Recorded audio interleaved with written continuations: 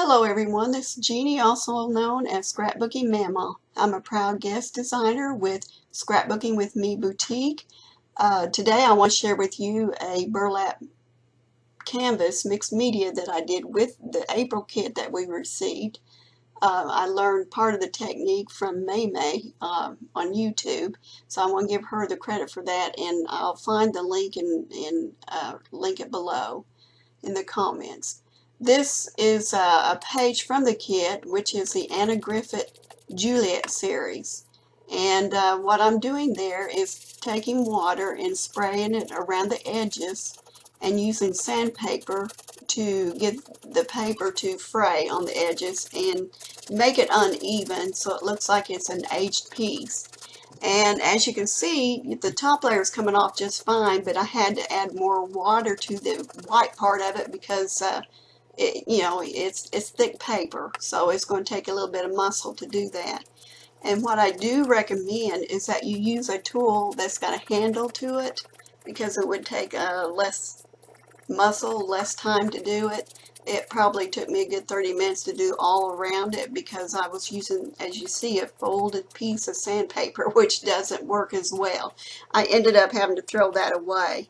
So that sandpaper, not my paper itself. But I continued doing all around, and I thought maybe if I soaked down the other edges that it would work out good, much better, which it did. It soaked it in a little bit more, but I still added more water just to get it going a little bit faster. And I didn't want the corners to be corners anymore. I wanted them to be rounded off. So there you see that I'm in the process of doing the corners too, and more of the edges again. And I really tried not to have the straight edge at all on it, because the age look, that's what happens with time. And there you see I finished it, and I'm checking to see what it looks like on my canvas, and I'm drying it so that way I can get going with my project. So I use Mod Podge to put on the paper. So I covered the canvas first, partly there, and with a good blob of it, and I put it on top and bottom. Once I put the paper on, I did under the edges, and then on top again as I went around the corners and the paper itself. And I did a good coverage on it because that way it would adhere better and lay flatter. So I did it on top, on bottom, and then once I did it all the way around, I took my Mod Podge and I went all over it again and around the edges. That way there'd be no bubbles to it, and I'm glad. At the end it didn't have any bubbles, and usually I have bubbles or a wrinkle, but it didn't do that this time. It came out really good. So I let that dry naturally for probably about an hour and made sure it had a good dry to it. So there it is, finished with the Mod Podge. Now I'm going to put gesso around the edges. The way I did it was probably a little too thick around there, and I recommend that you do a lighter dose of it. You can always add to it, but I had put too much on it, so I had to adjust to that, and you'll see that in a moment. But the reason I put it on there is so that the way the paper will blend into the burlap canvas, so it'll look like it's all part of one piece there all together.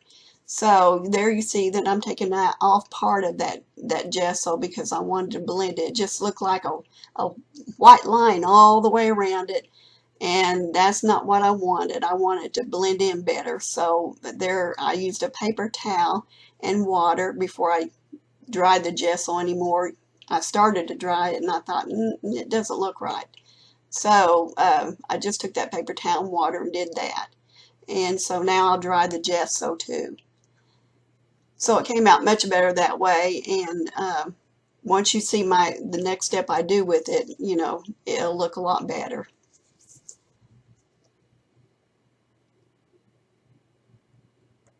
Now I'm checking to see if it's dried enough, and it was. And so I'm going to spray marshmallow spray that I have in my misting spray that I have in my stash, because I wanted to give it a little bit more of a muted look to it. you know, I didn't want it to be real bright. So I took a pink stain, and that was going to be my distressing edge, but it wasn't the right color of pink. So I went ahead and used a walnut stain, I believe it was, from Tim Holtz Distress Stains. So I took it with a little makeup sponge and used the point of it and went around all the edge of it and on the burlap, because I wanted it all be aged to look aged the same, and all the way around it. Now I didn't put on the very edge of it, but I did put it on all the top of the burlap. So there I have it finished staining, and I'm getting ready to put on the flower there. I'm going to use black embossing powder that I got, or paste that I got from the boutique, and I used a little too much on one side of it. That's what you've got to be careful with, is you know, not to put too much on. You want to spread it kind of thin so it doesn't be blobby, which ended up being blobby, as you can see on that one side. So because it's Mod Podge with a glossy rather than a matte, it was easier to come off. So, and that's going to be all covered anyway, so there was no worries on that. So I did my cleanup on it, and I learned on that one not to get so thick on there, not so much on your tool. So now I'm putting on the copper metallic zing, which I had in my stash, and I'm kind of cleaning up again, you know, because I did have a mess because of the way I had put on the embossing paste. So be careful when you do that. And now I'm using the heat gun to get it dried, and it ended up looking just fine, you know. So a lot of it's going to be covered, and you can see the dimensions on it. So that's going to be fine. So there's always a way to cover up a mistake. Don't give up on it. And here I'm trying out some paper heart doilies, and I think that's what I'm going to do at the time, but I don't know yet. Now I'm using the phrases. It's by Prima, and I got that through the boutique, and I'm using the 3D metallic stamp paint, which I also got through the boutique, and it's a metallic green. And I'm using a sponge to put it on, and not the spatula this time, because you know, the way the words were so close together on that stencil, I was afraid I'd get it with the other word. So I'm kind of cleaning it up there, and you know, again, because it's glossy, it's kind of helps to remove excess there. So, but you got to be careful. And it really drives really pretty green. That really doesn't do justice on it, how pretty that metallic green is. So I'm putting some of the Marshmallow Shimmer Mist on it again, and I'm picking it up so it'll drip down, and I'm heat drying it from the top and going down, and once I got to that drip point that I wanted, I dried it all the way over. And there I am with the doilies again, which I didn't end up using at all.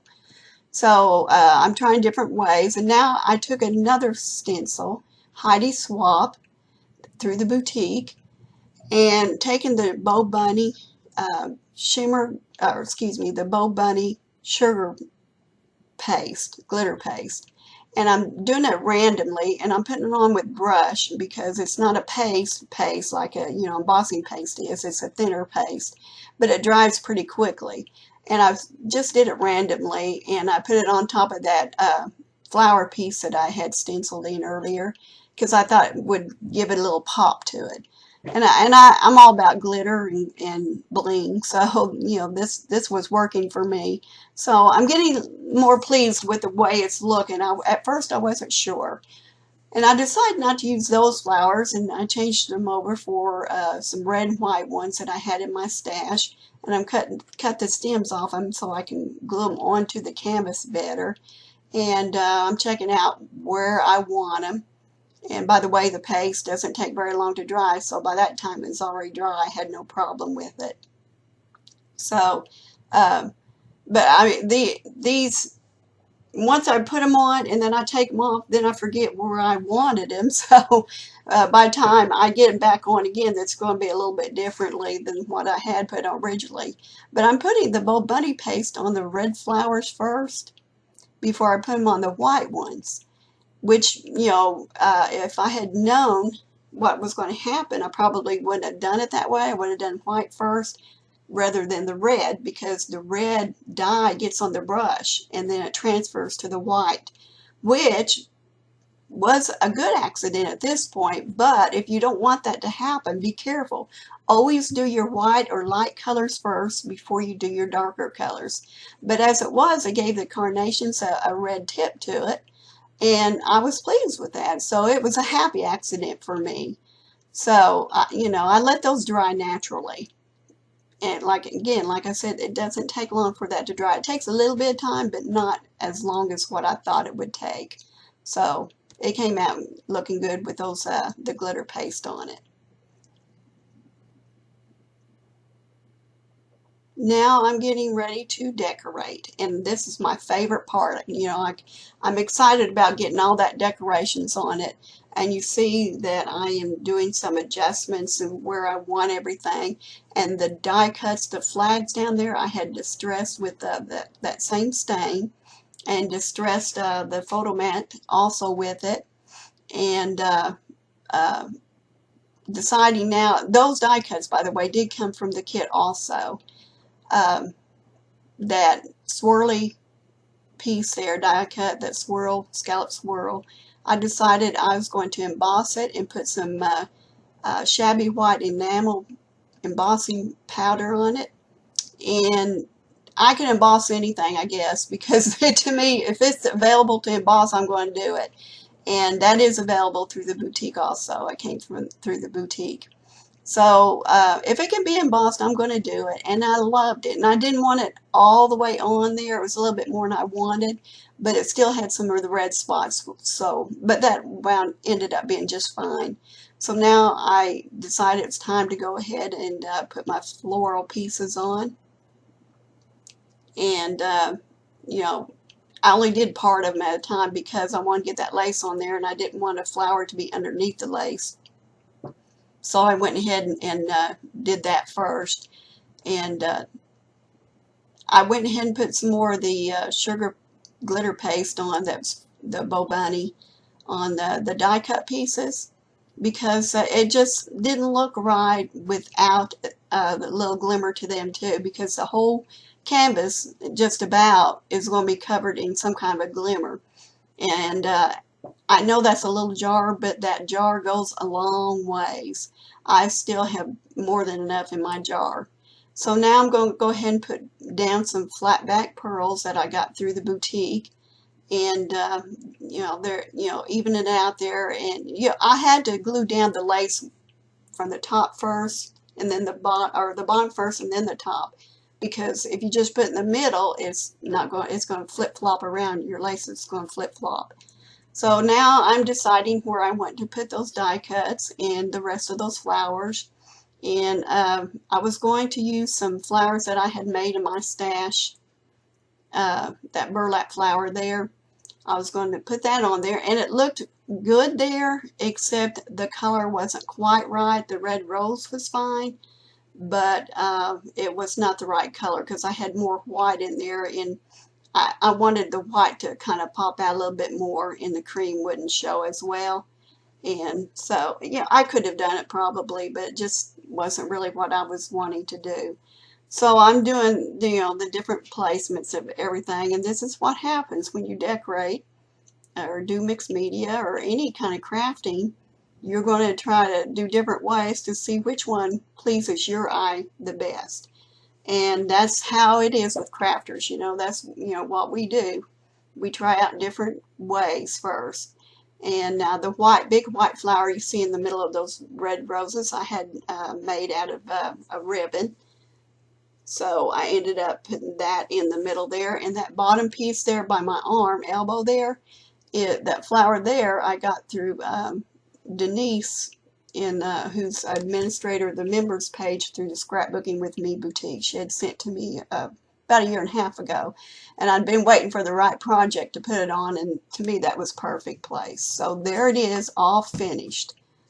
Now you'll see on the next picture, it might be blurry, but there I did put on the picture I put on a lace ribbon that came with it too. So Thank you. God bless and have a great day.